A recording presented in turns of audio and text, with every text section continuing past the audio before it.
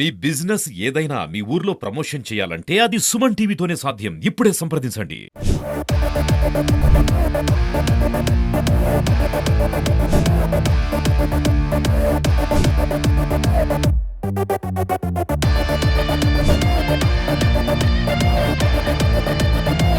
వరంగల్ ఖమ్మం నల్గొండ స్థానానికి పెద్ద ఎత్తున నామినేషన్లు సమర్పించారు. ఈరోజు చివరి రోజు కావడంతో పెద్ద ఎత్తున అభ్యర్థులు కూడా తమ ఆశావాహులతోటి అంటే వాళ్ళ బలాన్ని చూపించుకుంటూ పెద్ద ఎత్తున ప్రదర్శనలు నిర్వహిస్తూ ఈరోజు నామినేషన్లు అయితే దాఖలు చేశారు.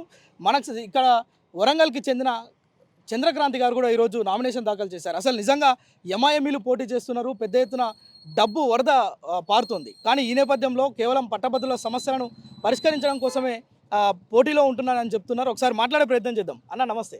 నమస్తే. నమస్తే. పెద్ద ఎత్తున రాజకీయ పార్టీలు ప్రెస్టేజ్గా తీసుకొని ఎమ్మెల్సీ ఎన్నికలు నిర్వహించేందుకు సన్నద్ధమవుతున్నారు. మరోవైపు బీజేపీ నుంచి, అదేవిధంగా టీఆర్ఎస్ నుంచి, కాంగ్రెస్ నుంచి తీన్మార్ మల్లన్న లాంటి పెద్ద పెద్ద ఎంఐఎంఈలు పోటీలో ఉన్నారు. మీరు ఏ ఆశతోటి ఈ పోటీలో నిల్చున్నారు? అసలు అంటే ముఖ్యంగా నేను ఈ సాధారణ ఎన్నికల కంటే ఇవి భిన్నంగా ఉంటాయి. ఎందుకంటే ఈ ఎన్నికలు అనేది చదువుకున్నవారు, విద్యావంతులకు సంబంధించిన ఎన్నికలు కాబట్టి డెఫినెట్గా విద్యావంతులు అనేవాళ్ళు బ్లాక్మెయిలర్లను, ఎవరైతే స్వంత ప్రయోజనాల కొరకు నిలబడే వాళ్ళను పార్టీలకు అతీతంగా ఎన్నుకుంటారు. ఎందుకంటే ఇప్పుడు గడిచిన అన్ని ఎన్నికలు చూసినా కూడా లాస్ట్ ఒక 20 years నుంచి మనం తీసుకున్నా కూడా అధికారంలో ఉన్న పార్టీ ఎప్పుడూ ఈ ఎన్నికల్లో గెలవలేదు.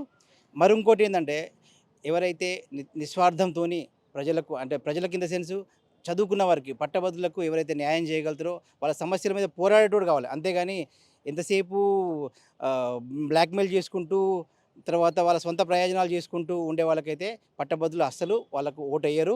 నేను మాత్రం చెప్తున్నాను, నిస్వార్థంగా పట్టభద్రుల కొరకే నేను పనిచేస్తా. డెఫినెట్గా నేను గెలుస్తానని చెప్పేసి నాకు 100% నాపై నాకు నమ్మకం ఉంది. అంటే మీరు ప్రచార అస్త్రాలు ఏ మొదలన్నారు రేపటి నుంచి? నా ప్రచారాస్త్రం ఒకటేనండి. ఇప్పటి వరకు కూడా ప్రతి ఒక్కరు వాళ్ళ సొంత ప్రయోజనాల కొరకే, ఒకరు నిన్న 1,50,00,000 గవర్నమెంట్కి ఇచ్చిండు, ఇంకోళ్ళు ఏం చేసిండు, మా ఇన్స్టిట్యూషన్లో మేము ఫ్రీగా విద్య అందిస్తాను అంటే ఫ్రీగా ఎవరు ఎందుకు అందిస్తారండి? ఎవరు ఫ్రీగా ఇవ్వాల్సిన అవసరం లేదు.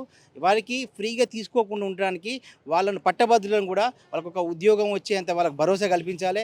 దాంతోపాటు ప్రతి ఒక్కరిని కూడా ఎంటర్ప్రైనర్ చేయాలి. ఎంటర్ప్రైనర్ చేసినప్పుడు ఏమైందంటే వాళ్ళకు కూడా వాళ్ళ కాళ్ళ మీద నిలబడే శక్తి వాళ్ళకు వచ్చేస్తుంది. అంతేగాని ఫ్రీగా ప్రతిదీ మేము ఫ్రీగా ఇస్తాం, మేము గవర్నమెంట్కి అది ఇస్తాం అంటే వీళ్ళు గవర్నమెంట్కి ఇస్తుందంటే వాళ్ళ నుంచి ఎంత ఆశించాలనో అంత ఆశించాలనే ఒక దృక్పథంతోనే వాళ్ళు ఈ యొక్క విధానాలు పాటిస్తున్నారు. అవి మాత్రం ఎప్పుడు చదువుకున్న వారు మాత్రం డెఫినెట్గా వాళ్ళ యొక్క సొంత ప్రయోజనాలు కాకుండా ఎవరైతే వాళ్ళకి మేలు చేస్తారో వాళ్ళ గురించి ఆలోచించి డెఫినెట్గా వాళ్ళకే ఓటేస్తారని నేను అనుకుంటున్నాను. ముఖ్యంగా ఉద్యోగ అవకాశాలు లేక చాలామంది యువత ఈరోజు రోడ్డున పడ్డారు. వాళ్ళకు మీరు ఎలాంటి భరోసా ఇస్తారు రేపటి నుంచి? అదే చెప్తున్నా కదా, ఇప్పుడు ఉద్యోగ అవకాశాలు ఇప్పుడు ఎవరు గెలిచినా కూడా వాళ్ళు వెళ్ళి గవర్నమెంట్ సంఘాలు కూర్చుంటారు. మనం వాళ్ళ తరఫున కొట్లాడేటోళ్ళు కావాలి. వాళ్ళ తరఫు కొట్లాడేటోడు ఎవరైతే కొట్లాడుతారో వాళ్ళకే విద్యావంతులు అనేది ఓటేయాలి. ఆ కొట్లాడే బ్యాచ్లో నేను ఫస్ట్ ఉంటాను. ఎందుకంటే నేను ఊర్లో పుట్టిన, ఊర్లో పెరిగిన. ఇంతకు ముందు కూడా నేను ఒక ఎంపీటీసీగా చేసిన, ఒక ఎంపీటీసీ ఫోరం అధ్యక్షునిగా చేసిన. ఎందుకంటే నాకు ఊరి సమస్యలు తెలుసు, మన పట్టభద్రుల యొక్క సమస్యలు అనేవి నాకు తెలుసు. ఆ సమస్యలు తెలుసు కాబట్టి గవర్నమెంట్తో కొట్లాడేటోడు కావాలి. గవర్నమెంట్లో ఉన్నప్పుడు ఎవరు గవర్నమెంట్ ప్రశ్నించలేరు. కాబట్టి ఎవరైతే ఇలాంటి విషయాలు ఇప్పుడు ప్రతి గవర్నమెంట్కు అందరూ చెప్తాను, నాకు డిఎస్సి అనేది ఒకటే కాదు కదా, డిఎస్సి ఉంది, గ్రూప్ 1, గ్రూప్ 2, గ్రూప్ 4 ఎన్నో ఉద్యోగాలు ఉన్నాయి. అన్ని ఉద్యోగాలకు ఒక క్యాలెండర్ అనేది రావాలి. ఆ క్యాలెండర్ గవర్నమెంట్ కూడా చెప్తుంది, నేను క్యాలెండర్ ఇస్తాను. కానీ గవర్నమెంట్ ఆ క్యాలెండర్ ఇవ్వడానికి కొట్లాడేటోళ్ళు కావాలి. అప్పుడే మన యువతకు ఉద్యోగాలు వస్తాయి. దాంతోపాటు వాళ్ళ సొంతంగా వాళ్ళ కాళ్ళ మీద నిలబడి స్కిల్ డెవలప్మెంట్ కూడా మెయిన్ అండి. స్కిల్ డెవలప్మెంట్ అనేది చాలా ఇంపార్టెంట్. ఆ స్కిల్ డెవలప్మెంట్ అనేది ఎప్పుడైతే మనకి ఇంప్లిమెంట్ అవుతుందో డెఫినెట్గా పట్టభద్రులు అనేవారు వారి యొక్క సమస్యలకు పరిష్కారం పొందుతారు. ప్రధానంగా 3 ప్రధాన పార్టీలు వారి అభ్యర్థులకు పెద్ద ఎత్తున ప్రచారం చేస్తున్నారు. తాయిలాలు కూడా సమర్పించేందుకు సిద్ధంగా ఉన్నారు. మీరు ఏ విధంగా ముందుకెళ్తారు? మీరు ఒక్కటి చెప్పండి. ఇప్పుడు నార్మల్గా మన గ్రామాలలో పనిచేసే సాధారణ ఎన్నికల్లో మాత్రం ఒక్కొక్క 2,000, 4,000 ఇచ్చేసి వాళ్ళ ఎన్నికలకు వాళ్ళని ఓటేయాలని చెప్పేసి కోరుకుంటారు. కానీ పట్టభద్రులకు 2,000, 4,000 ఇస్తే వాళ్ళ జీవితం గడుస్తుందా? అది మనం ఆలోచించాలి. పట్టభద్రులు కూడా ఏం ఆలోచిస్తారంటే ప్రజెంటు వాళ్ళ యొక్క నిరుద్యోగ సమస్యను తీర్చాలి.